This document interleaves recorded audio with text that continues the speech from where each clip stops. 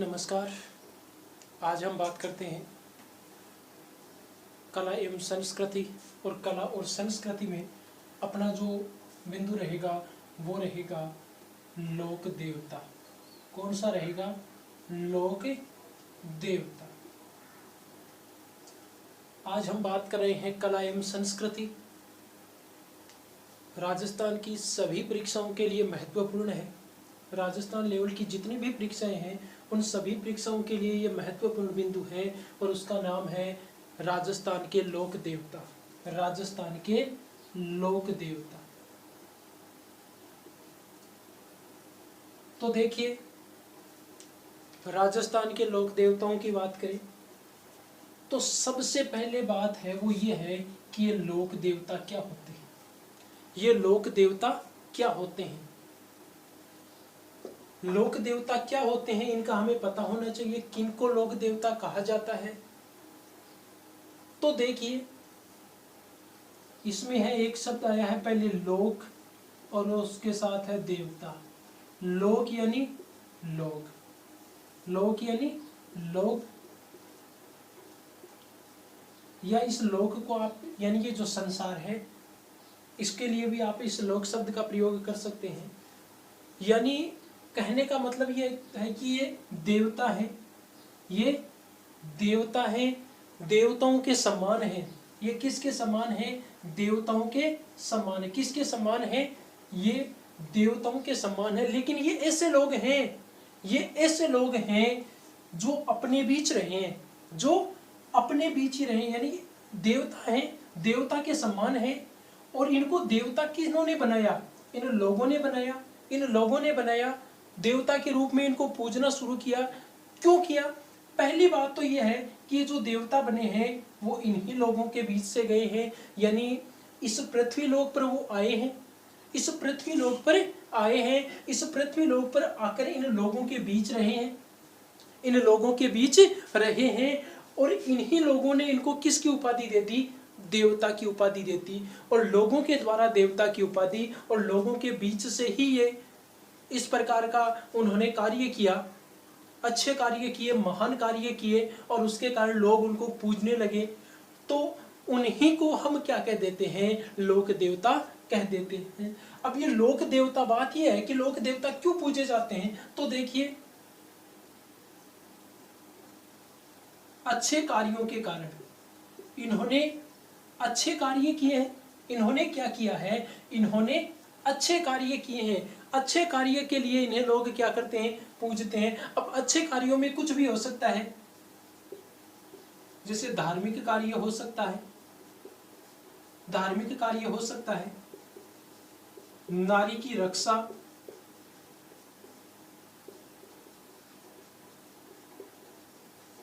गायों की रक्षा। अच्छे कार्य कौन कौन से हो सकते हैं?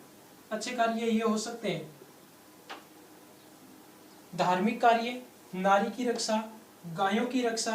इसके साथ आप कह सकते हैं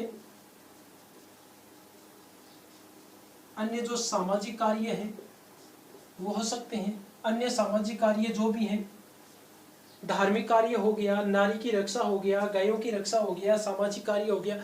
अब जैसे मान लीजिए हम पूछते हैं, गोगा जी को पूछते हैं, गोगा जी को पूछते हैं, भाई गोगा जी ने जन्म लिया, गोगा जी ने जन्म लिया था, हमारे बीच रहे थे, लोगों के बीच रहे थे।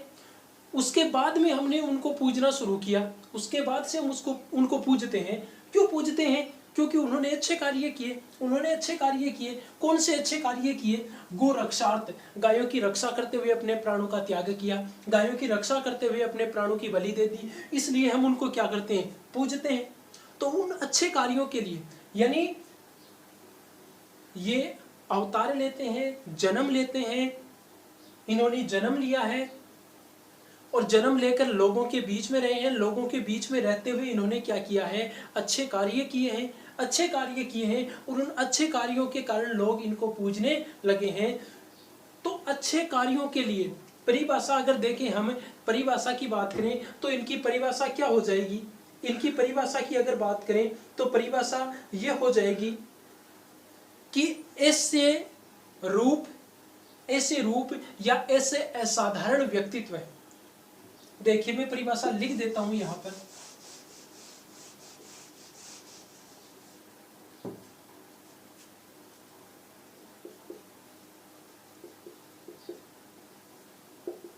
देखिए इसकी परिभाषा क्या होती है, लोक देवता की परिभाषा क्या होती है। इनका तात्पर्य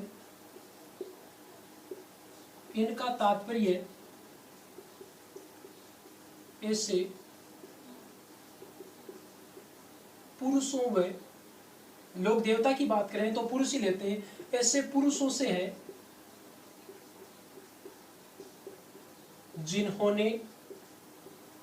जिन्होंने यहाँ इस धरती पर क्या किया है, जन्म लिया है, इस धरती पर जन्म लिया है, और जन्म लेकर जिन्होंने असाधारण कार्य, लोक हितकारी कार्य किए हैं, जिन्होंने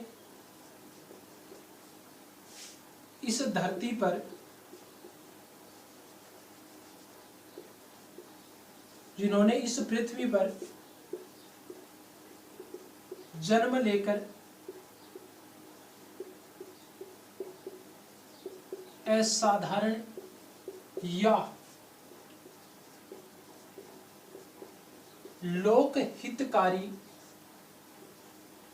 हितकारी कार्य किए हैं, उन्हें हम लोक देवता के रूप में पूजते हैं। यानी ये ऐसे व्यक्तित्व हैं, ऐसे व्यक्ति हैं, ऐसे पुरुष हैं जिन्होंने इस पृथ्वी पर जन्म लिया है, हमारे बीच रहे हैं, हमारे पूर्वजों के बीच रहे हैं, और उनके बीच रहते हुए इन्होंने क्या किया है, लोक हितकारी कार्य किए हैं, लोगों के हित के कार्य किए हैं। और लोक हितकारी कार्य कौन से हो सकते हैं, ये अभी हमने बात की है, जैसे गायों की रक्षा, नारी रक्षा है, धार्मिक सुधार के कार्य हैं, समाज सुधार के कार्य हैं, ये सारे किस में आते हैं, ये सारे लोक हितकारी कार्यों में आते हैं। तो जो लोक हितकारी कार्य करते हैं उनके कारण उनको पूजा जाता है, वो क्या कहलाते हैं, लोक देवता कहलाते हैं, लोक देवता कहलाते हैं। अब देखिए कि यहाँ से छोटी सी बात मैं आपसे पूछता हूँ, और वो बात ये है कि अपने राजस्थान में जो सबसे प्रसिद्ध लोक देवता है,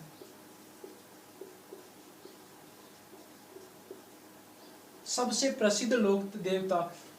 प्रसिद्ध लोक देवता जिनमें बात यह है कि मुस्लिम और हिंदू दोनों संप्रदाय जिनको मानते हैं वही सबसे प्रसिद्ध हैं। और इनमें अगर हम बात करें तो देखिए, हमने नाम सुना है पंचपीर।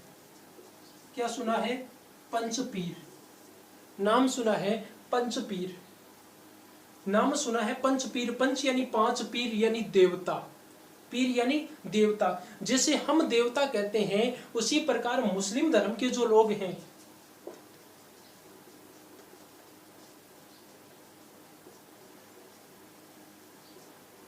देखिए हम हिंदू तो क्या कह देते हैं, हम हिंदू तो कह देते हैं इन्हें देवता, हम हिंदू तो क्या कह देते हैं, देवता कह देते हैं। और जो मुस्लिम है वो इन्हें क्या कह देते हैं, पीर। हिंदू क्या कहते हैं, देवता, और जो मुस्लिम है वो मुस्लिम क्या कहते हैं, पीर। यानी हिंदू तो कह देते हैं देवता, और मुस्लिम क्या कह देते हैं, मुस्लिम इनको पीर कह देते हैं।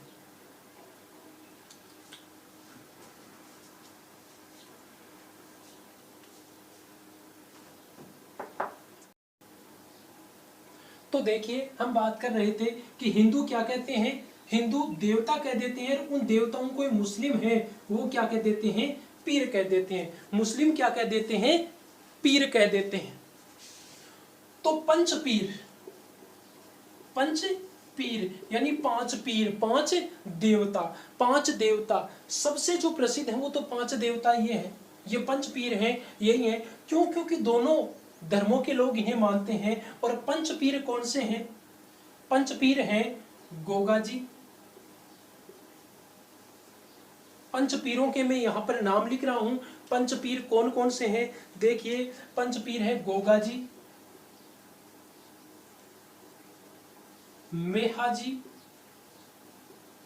रामदेव जी,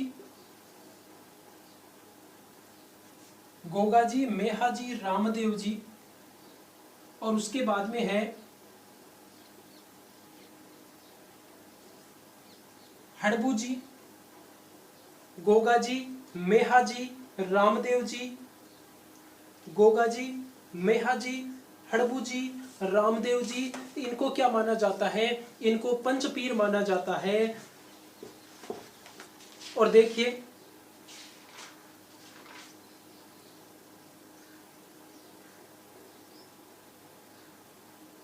गोगा जी, मेहा जी, रामदेव जी, हड़बू जी और पाबू जी, सॉरी एक नाम मैंने लिखा नहीं है, पाबू जी। गोगा जी, मेहा जी, रामदेव जी, हड़बू जी, पाबू जी, ये पांच क्या है? ये पांच हैं वो पंच पीर हैं। इनको पंच पीर माना जाता है, इनको पंच पीर कहा जाता है। सबसे बड़ा मेला अगर बात की जाए तो किन का बढ़ता है? रामदेव जी का। इन पंच पीरों में सबसे बड़ा मेला जो बढ़ता है वो किन का बढ़ता है? रामदेव जी का बढ़ता है। अब हम इनके बारे में चर्चा करें उससे पहले एक दूसरी बात है, उस तक मैं आपको ले जाना चाहूंगा। इस तक पहुंचे उससे पहले उस छोटी सी बात को समझना अपने लिए महत्वपूर्ण है, उसके लिए आवश्यक है। और वो क्या है? देखिए, एक आपने नाम सुना होगा, नहीं सुना है तो पहले मैं आपसे एक प्रश्न करता हूं कि सर्वाधिक, चाहे ग्रामीण क्षेत्र की बात हो चाहे किसी भी क्षेत्र की बात हो, सर्वाधिक जो पूजे जाते हैं, जिनकी सर्वाधिक पूजा की जाती है, बताओ किन की जाती है? ऐसे कौन से देवता हैं, ऐसे कौन से देवता हैं जो सर्वाधिक पूजे जाते हैं, सबसे ज्यादा पूजे जाते हैं? ऐसे देवता हैं जो सबसे ज्यादा पूजे जाते हैं, वो हैं, देखो, क्षेत्रपाल। क्या है? क्षेत्रपाल। इन्हें ही क्या कहा जाता है? क्षेत्रपाल। क्षेत्रपाल या क्षेत्रपाल, क्षेत्रपाल या क्षेत्रपाल, इनको सबसे ज्यादा पूजा जाता है। अब आपके मन में ये प्रश्न, आपके दिमाग में ये प्रश्न आया होगा कि ये कैसे पूजे जाते हैं? जैसे रामदेव जी हैं, गोगा जी हैं, ये बड़े बड़े देवता हैं, इनकी सबसे ज्यादा पूजा होती है, इनकी कैसे होती है? तो देखिए, ये नाम क्या है? क्षेत्र। ये क्या नाम है? क्षेत्र। पाल, पालने वाले, यानी क्षेत्र विशेष के जो लोग हैं उनको पालने वाले। अब क्षेत्र विशेष के लोगों को कैसे पालेंगे? यानी पालना का अर्थ हम यहाँ पर क्या करेंगे? रक्षा करना। क्या करेंगे? रक्षा। यानी ये ऐसे देवता होते हैं जो एक क्षेत्र विशेष के लोगों की क्या करते हैं? रक्षा करते हैं। ये ऐसे देवता होते हैं जो एक क्षेत्र विशेष के लोगों की क्या करते हैं? रक्षा करते हैं। क्षेत्र विशेष के लोगों की रक्षा करते हैं। और इन्हीं क्षेत्र को ही क्या कहा जाता है? क्षेत्र। क्षेत्र को ही क्या कहा जाता है? क्षेत्र। यानी जैसे एक गांव होता है, एक गांव होता है वो एक क्षेत्र है। तो अब देखो, बात यह है कि ये प्रत्येक गांव में आपको ये मिलेंगे, क्या? क्षेत्रपाल या क्षेत्रपाल हैं। ये प्रत्येक गांव में आपको मिलेंगे। ये जो देवता है ना, ये प्रत्येक गांव में होता है, प्रत्येक गांव में होता है। और ये उस गांव विशेष के रक्षक देवता माने जाते हैं। उस गांव विशेष के क्या माने जाते हैं? उस गांव विशेष के या उस क्षेत्र विशेष के क्या माने जाते हैं? रक्षक देवता माने जाते हैं। ये उसके रक्षक देवता माने जाते हैं। अब देखो कैसे। अब ये देवता होते कौन कौन से हैं? कई बार हम कोई अच्छा कार्य करते हैं, शुभ कार्य करते हैं, तो क्षेत्रपाल की पूजा करते हैं, क्षेत्रपाल की पूजा करते हैं। अपने समाज विशेष का कुछ कोई कार्य होता है तो ये जो क्षेत्रपाल या क्षेत्रपाल होता है, इसके प्रसाद चढ़ाया जाता है, इसके प्रसाद चढ़ाया जाता है।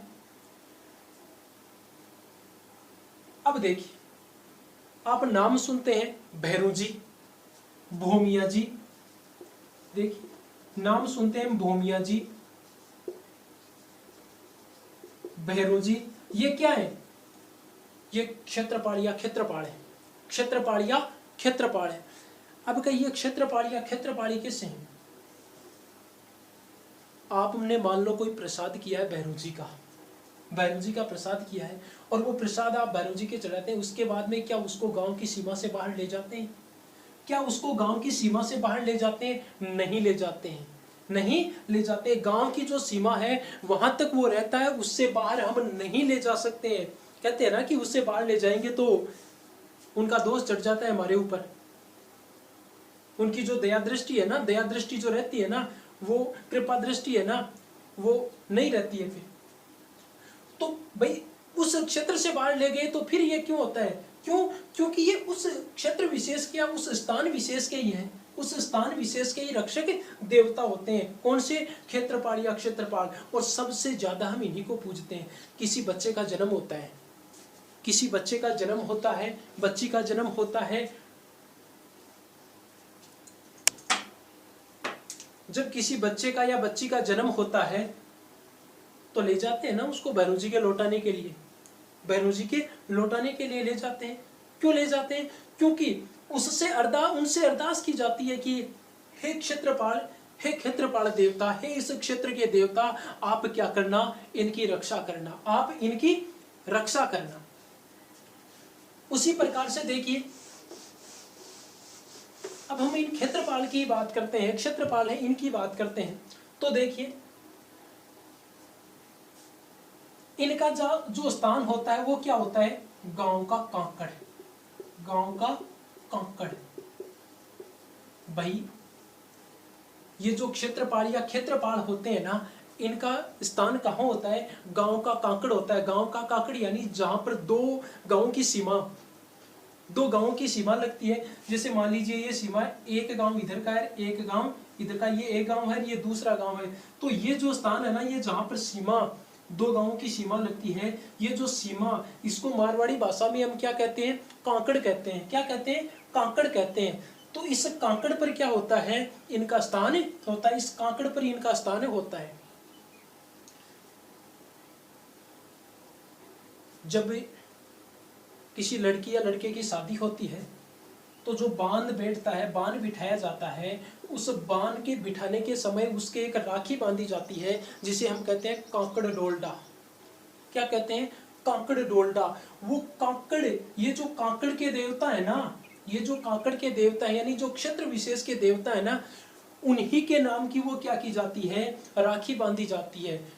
इन्हीं के नाम की वो राखी बांधी जाती है। और वो इसलिए बांधी जाती है कि हे कांकड़ के देवता, हे कांकड़ के देवता, आप जो भी लड़का या लड़की है उसकी क्या करना? रक्षा करना। उन पर कोई बुरी दृष्टि किन्हीं की न पड़ जाए, उनसे आप इनकी रक्षा करना। जब भी कोई शादी विवाह होती है, लड़के की शादी होती है, और जब वो बारात लेकर जाते हैं, बारात वापिस आती है, उस समय जब उनके साथ में वधू आती है, तो जैसे ही गांव की सीमा में प्रवेश करते हैं, जो कांकड़ होता है, उस कांकड़ पर नारियल फोड़ा जाता है। वहां पर क्या किया जाता है? नारियल फोड़ा जाता है। वो नारियल क्यों फोड़ते हैं? क्योंकि उस वधू का, उस नवविवाहिता का इस गांव में वो प्रवेश होता है, और वो पहली बार इस गांव में प्रवेश करती है। और किस रूप में? यहाँ के एक नागरिक के रूप में वह क्या करती है? प्रवेश करती है, नागरिक के रूप में प्रवेश करती है। तो उस समय वो नारियल फोड़कर जो क्षेत्रपाल या जो क्षेत्रपाल हैं, उनसे ये अरदास की जाती है कि हे क्षेत्रपाल देवता, हे क्षेत्रपाल देवता, अब मैं आपके इस क्षेत्र की नागरिक हो गई हूँ, और अब आप मेरी रक्षा करना। अब मेरी रक्षा की जिम्मेदारी आप पर ही है। और ऐसी मान्यता है कि ये क्षेत्रपाल या जो क्षेत्रपाल होते हैं, ये जो देवता होते हैं, ये क्या करते हैं? उनकी रक्षा करते हैं, उस क्षेत्र विशेष के लोगों की रक्षा करते हैं। और इनमें सबसे ज्यादा किनको माना जाता है? इनमें सबसे ज्यादा जिनको पूजा जाता है वो है भैरव जी। किनको पूजा जाता है? भैरव जी को पूजा जाता है। किनको पूजा जाता है? भैरव जी को पूजा जाता है। भैरव जी दो प्रकार के, कौन कौन से, कितने प्रकार के हैं? दो प्रकार के। कौन कौन से? एक तो है काला भैरव और एक गोरा भैरव। एक तो काला भैरू और एक गोरा भैरू। और सबसे ज्यादा मान्यता किसकी है? काला भैरू की। सबसे ज्यादा मान्यता किसकी है? ये जो काला भैरू है, इस काला भैरू की सबसे ज्यादा मान्यता है। इस काला भैरू को सबसे ज्यादा पूजा जाता है। काला भैरू को क्या किया जाता है? सबसे ज्यादा पूजा जाता है। और कहा तो ये जाता है, कहा यह जाता है कि ये जो क्षेत्रपाल होते हैं, इनकी वही प्रतिमाएं शुभ मानी जाती हैं, या वही प्रतिमाएं हैं वो अच्छी मानी जाती हैं जो कैसी होती हैं? या तो वो निर्वस्त्र होते हैं, निर्वस्त्र होते हैं, यानी जिस प्रतिमा पर वस्त्र नहीं होते हैं, या वो किस रूप में होते हैं? त्रिनेत्र रूप में, यानी जिसके 3 आंखें होती हैं। वही प्रतिमाएं क्या मानी जाती हैं? अच्छी मानी जाती हैं। वही प्रतिमाएं कैसी मानी जाती हैं? अच्छी मानी जाती हैं।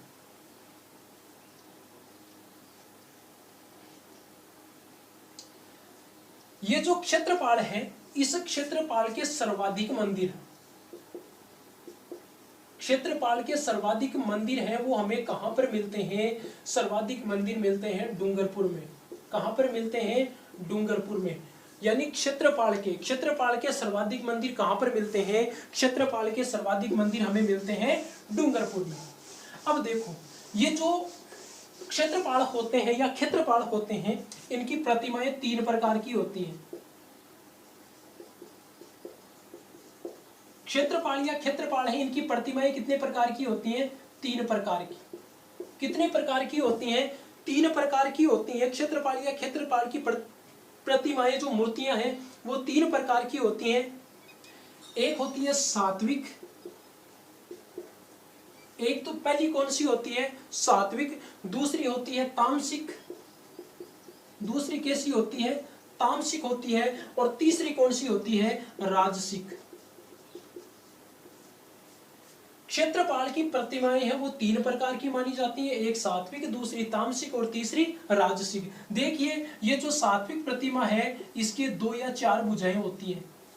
इसके कितनी भुजाएं होती हैं? 2 या 4।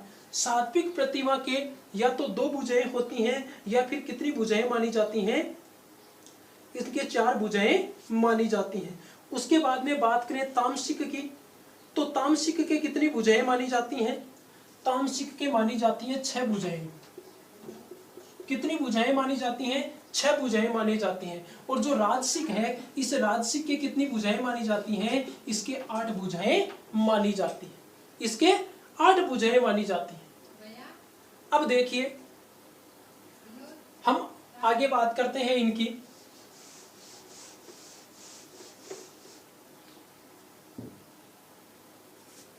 एक है अपने जो लोक देवता है, क्षेत्रपाल है, इनमें भौमिया जी। क्या है? भौमिया जी। हम बात करते हैं भौमिया जी। भौमिया जी, भौम,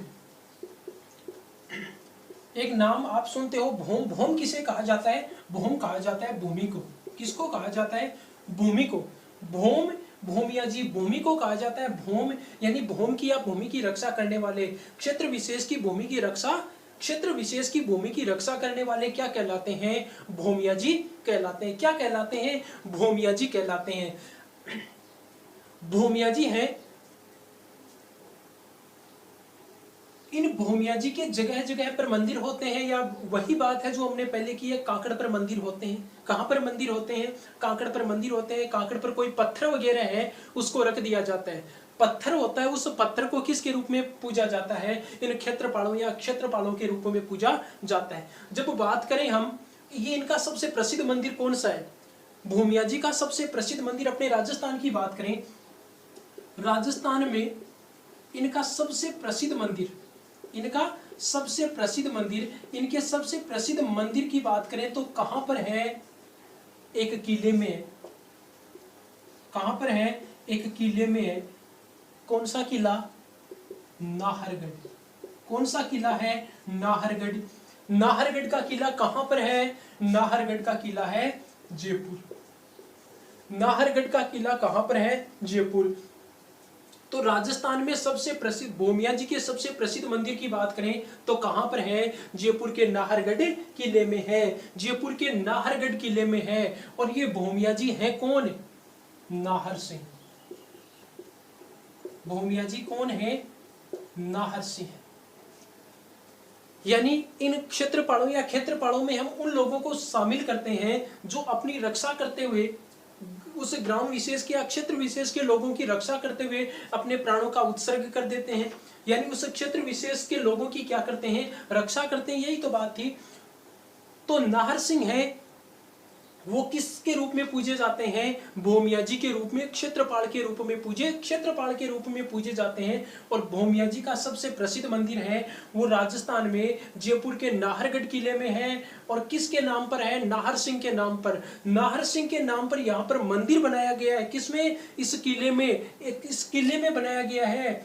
नाहर सिंह जो भोमिया जी हैं उनका मंदिर बना हुआ है जयपुर में। और जिस स्थान पर बनाया गया है वो क्या है? एक किला है। और इसी नाहर सिंह के नाम पर इस किले का नाम क्या कर दिया गया? नाहरगढ़ कर दिया गया।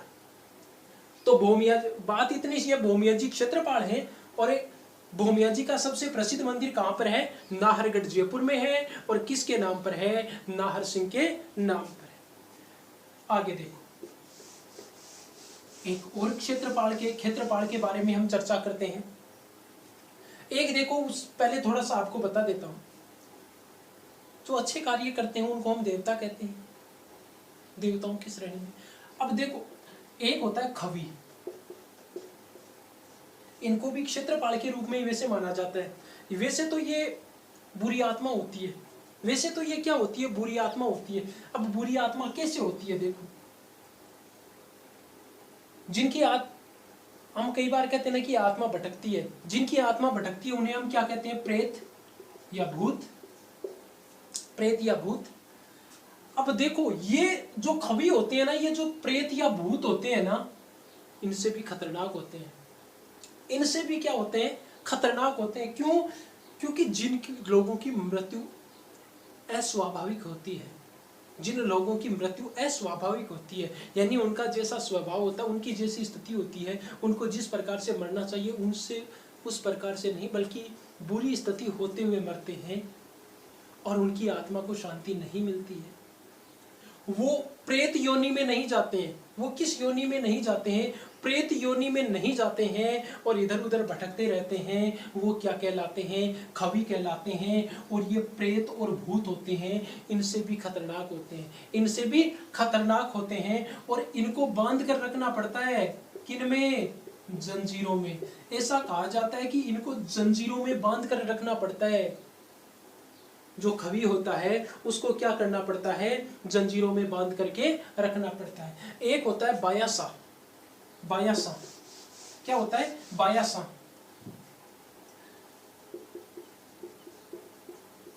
या इसे हम बायसा या बाईसा ये भी कह सकते हैं। ये क्या होते हैं? ये देखो, क्षेत्रपाल में ही आते हैं। क्षेत्रपाल में ही आते हैं। ये देवी का रूप होती है। जैसे मनुष्यों को हम जो पुरुष हैं उनको हम किसका रूप मान लेते हैं? देवता का रूप मान लेते हैं। उसी प्रकार ये किसका रूप होती है? ये देवी का रूप होती है। किसका रूप होती है? देवी का रूप होती है। माता का रूप होती है। किसका रूप होती है? माता का रूप होती है। ये भी क्षेत्रपाल में या क्षेत्रपाल में ही आती है। कई बार हम कहते हैं ना, ये योगिनियां या जोगिनियां जिनको हम कहते हैं, जैसे 64 जोगणी हैं, उस प्रकार से ये होती हैं। और ये कई बार हम कहते हैं ना, जैसे छाया पड़ गई, मारवाड़ी भाषा में आपा किया करा के माता जी को पालनो जाए, और जगह पालना कानी कोई देख ले भी कि छाया जगह पर पड़ जाए, वो वक्र हो जाए, यानी टेढ़ो मेढ़ो हो जाए, भी को मुंडो है, चेहरो है, जो बिगड़ जाए वह कहीं भी बाईसाई भी बायासाई में। तो आंखें भी आपा पूजा करा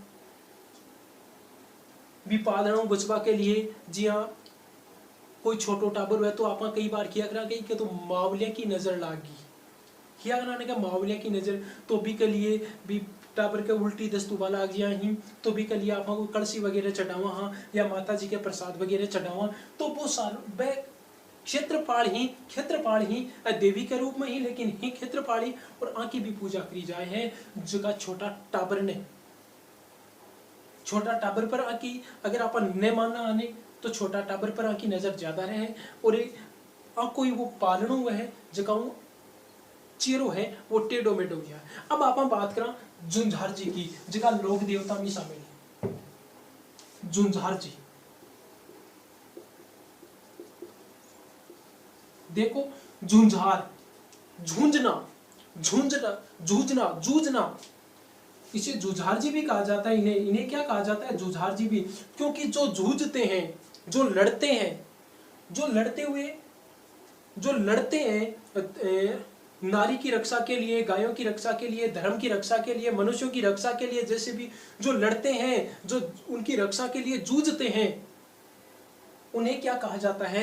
जुझार या झुंझार कहा जाता है। उन्हें क्या कहा जाता है? जुझार या झुंझार कहा जाता है। और झुंझार जी का प्रसिद्ध मंदिर कहाँ है? सीकर जिले की, जो सीकर जिला है उस सीकर जिले की तहसील नीमका थाना, और नीमका थाना का एक गांव है जिसका नाम है इमलोहा। कौन सा गांव? इमलोहा। सीकर जिले के नीमका थाना तहसील के इमलोहा गांव में झुंझार जी का मंदिर है, सबसे प्रसिद्ध मंदिर है। और इमलोहा गांव में ही रामनवमी के दिन, कौन सी नवमी? रामनवमी। रामनवमी के दिन क्या होता है? मेला भरता है। झुंझार जी का मंदिर एक शोलादड़ा में भी बना हुआ है जो सीकर में ही है। कहां? शोलादड़ा। एक गांव है शोलादड़ा, गांव है शोलादड़ा, जहां पर 5 प्रतिमाएं बनी हुई हैं। कितनी प्रतिमाएं बनी हुई है? 5 प्रतिमाएं बनी हुई हैं। ये 5 प्रतिमाएं कौन सी हैं इसके बारे में भी आपको बताऊंगा। तो देखिए, पहले तो इसकी थोड़ी सी मैं जो ये बात बता रहा था, जो जूझते हुए, जो लड़ाई करते हुए, रक्षा करते हुए जो शहीद होते हैं, जो अपने प्राणों का उत्सर्ग करते हैं, उन्हें जुझार जी कहा जाता है। जुझार जी का मंदिर, जुझार जी है वो सीकर जिले की नीमका थाना के इमलोहा तहसील में इनका मंदिर बना हुआ है। अब ये थे कौन, इनके बारे में देखिए। ये इमलोहा गांव के 3 भाई थे। किस गांव के? इमलोहा गांव के 3 भाई थे। 3 भाई कौन कौन थे? पीथल, पाथल और ओनाड़। पीथल, पाथल और ओनाड़, ये 3 भाई थे। कहां के थे? इमलोहा के थे। राजपूत जाति के थे, राजपूत परिवार में इन्होंने जन्म लिया था, पीथल, पाथल और ओनाड़ सिंह। तो एक बार क्या होता है, पूरी कथा आपको इनके बारे में बताता हूं। एक बार क्या होता है, गांव में लुटेरे घुस आए। इमलोहा जो गांव है, इस इमलोहा गांव में लुटेरे आ गए। जब लुटेरे आए और गांव के लोगों को लूटने लगे, तो इन तीनों भाइयों ने उन लुटेरों के सामने लड़ना प्रारंभ कर दिया। उन लुटेरों को वहां से धन लूटने नहीं दे रहे थे, उनसे लड़ने लगे, युद्ध किया उनसे। लेकिन युद्ध करते करते ये जो तीनों भाई थे, इन तीनों भाइयों के शीश कट गए। इन तीनों भाइयों के शीश कट गए, और शीश कटने के बावजूद इन तीनों भाइयों की धड़ है वो उन लुटेरों से युद्ध करती रही। इन तीनों भाइयों की जो धड़ है वो धड़ इन लुटेरों से युद्ध करती रही। और ये लड़ते लड़ते आगे बढ़ रहे थे। तो एक लोक मान्यता चलती है, उस लोक मान्यता के अनुसार कहा जाता है कि जब इनकी धड़ लड़ रही थी लुटेरों से, उस समय वहां से एक बारात निकली, और बारात भी उनके बीच में फंस गई। तो जो दूल्हा और दुल्हन थी, जो दूल्हा था, जो दुल्हन थी, वो दूल्हा और दुल्हन भी इस युद्ध में मारे गए। दूल्हा और दुल्हन भी इस युद्ध में मारे गए। उनका भी उन लुटेरों ने क्या कर दिया? वध कर दिया। उनका भी वध कर दिया। और मैंने अभी बताया था, तो इस प्रकार से ये क्षेत्रपाल के रूप में पूजे जाते हैं। और वो दूल्हा और दुल्हन है, उनको भी इनके साथ में क्षेत्रपाल के रूप में ही पूजा जाता है। किन के साथ में? इन 3 भाइयों के साथ में। अभी मैंने बताई थी कि इनकी प्रतिमाएं कहाँ लगी हुई हैं? शोलादड़ा गांव में लगी हुई है। सीकर जिले में ही गांव है शोलादड़ा, वहां पर लगाई गई हैं। 5 प्रतिमाएं लगाई गई हैं। 5 प्रतिमाएं किन किन की हैं? पीथल पाथल और ओनार सिंह 3 ये भाई हैं, और एक दुल्हा और एक दुल्हन जो मार दिए गए थे, जिनका भी वध कर दिया गया था। तो पीथल पाथल ओनार और जो वर वधु थे, इन 5 की शोलादड़ा गांव में प्रतिमा लगी हुई है। और वहां पर भी प्रतिवर्ष रामनवमी के दिन क्या होता है? विशाल मेले का आयोजन होता है। वहां पर भी रामनवमी के दिन विशाल मेले का आयोजन होता है। इनके थान होते हैं वो अधिकतर खेजड़ी के वृक्ष के नीचे ही होते हैं। इनकी जो पत्थर की प्रतिमाएं, पत्थर को प्रतिमा के रूप में मान लिया जाता है, उनको भी जहां पर रखा जाता है ये क्षेत्रपाल कांकड़ पर होते हैं। तो जहां पर इनको विराजित किया जाता है, जहां पर इनको स्थापित किया जाता है, वो अधिकतर खेजड़ी के वृक्ष के नीचे ही होते हैं। लेकिन कई बार होता है कि खेजड़ी का वृक्ष नहीं मिलता है, तो फिर खेजड़ी का वृक्ष नहीं होता है तो उस समय किसी और वृक्ष के नीचे हो सकता है। लेकिन होता कि अधिकतर होता कहाँ पर है? खेजड़ी के वृक्ष के नीचे ही इनका स्थान होता है। तो ये है क्षेत्रपाल। क्षेत्रपाल के बारे में हमने बात की। क्षेत्रपाल के बारे में हमने बात की जिनको हम किस रूप में मानते हैं? लोक देवता के रूप में मानते हैं। बाकी अगले वीडियो में पढ़ेंगे। धन्यवाद।